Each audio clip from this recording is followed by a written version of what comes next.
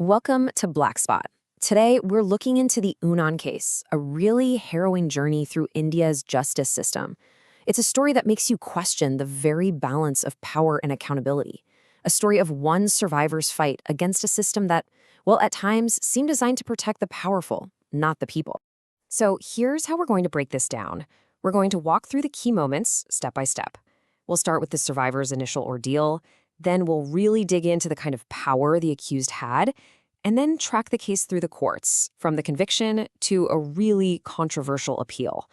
This journey, I think, will show us just how incredibly hard it can be to get justice when you're up against someone with so much influence. You see, this story, it doesn't just begin with a single crime. No, what followed was a relentless campaign of terror against a young woman and her family, all because she dared to speak out. The price they paid for seeking justice, it was just unimaginable. I mean, just look at this timeline. It shows a terrifying escalation. After the crime in 2017, the family was hit by one devastating event after another. Her father dies in police custody.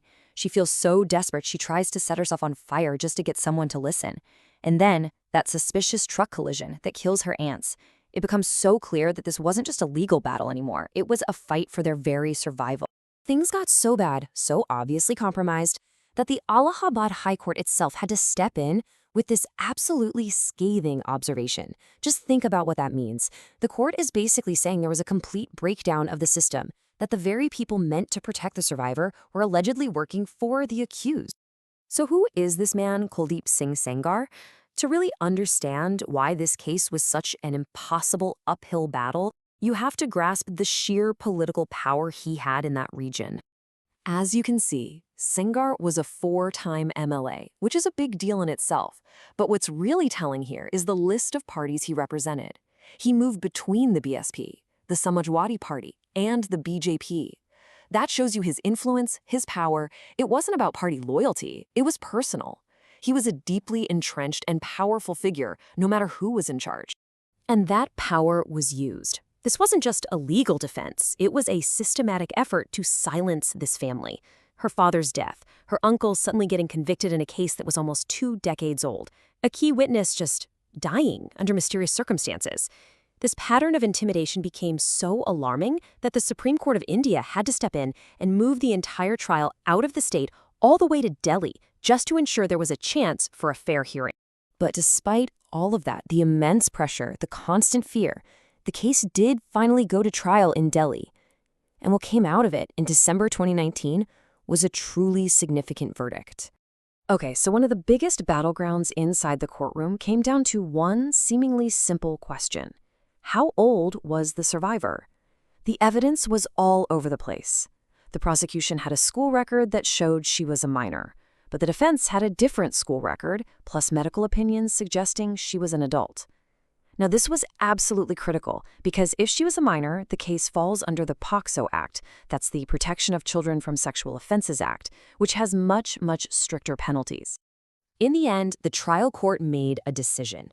It sided with the prosecution's evidence about her age. Sengar was found guilty of rape, and critically, he was found guilty under that powerful POCSO Act. And the sentence? Life imprisonment. Not just the life sentence, but for the remainder of his natural life. A sentence that really seemed to reflect the gravity of the crime. And on top of that, he was fined 25 lakh rupees. For the survivor, for her supporters, you have to imagine this moment felt like, well, like an almost impossible victory against truly overwhelming odds.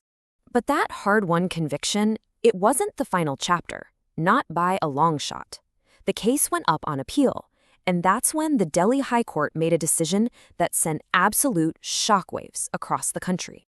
And this raised a question that just baffled everybody. How? How can a sentence of life imprisonment for a crime this brutal, with this kind of history of intimidation, possibly be suspended? Well, the answer lies in a very, very specific legal technicality. The High Court didn't say the crime didn't happen. No. Instead, they focused on one narrow question. Is an MLA, a member of the Legislative Assembly, legally considered a public servant? The court decided no, he wasn't. And because of that one decision, the more severe charge under the POCSO Act, the one for sexual assault by a public servant, could no longer apply. That single technical point was enough for them to suspend his life sentence under that specific charge. This decision, as you can imagine, immediately sparked controversy. Legal experts just tore it apart. An analysis in Live Law called it legally flawed and problematic, saying the court's hyper-technical approach completely missed the forest for the trees. It focused on a tiny definition, while critics say ignoring the larger quest for justice. But even the High Court's decision isn't the final word. The fight for justice has escalated once again, and this time it's headed to the highest court in the nation.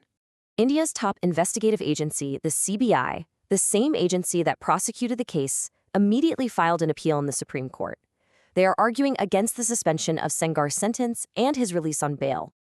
And this isn't just about legal arguments in a fancy courtroom. This has immediate, terrifying, real-world consequences. The survivor's mother voiced her terror, a fear felt by so many involved in this case. Her words, they just powerfully capture the chilling effect of that ruling, the very real danger that witnesses felt at the prospect of Sengar being free.